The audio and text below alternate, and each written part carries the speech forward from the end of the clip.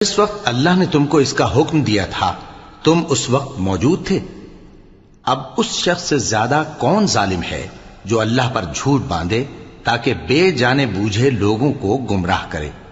کچھ شک نہیں کہ اللہ ظالم لوگوں کو ہدایت نہیں دیتا۔ کہو کہ جو احکام مجھ پر نازل ہوئے ہیں میں ان میں کوئی چیز جسے کھانے والا کھائے حرام نہیں پاتا، بجز اس کے کہ وہ مرا ہوا جانور ہو یا بہتا لہو یا سور کا گوشت، کہ یہ سب ناپاک ہیں، یا کوئی گناہ کی چیز ہو کہ اس پر اللہ کے سوا کسی اور کا نام لیا گیا ہو۔ اور اگر کوئی مجبور ہو جائے لیکن نہ تو نافرمانی کرے اور نہ حد سے باہر نکل جائے تو تمہارا پروردگار بخشنے والا ہے، مہربان ہے۔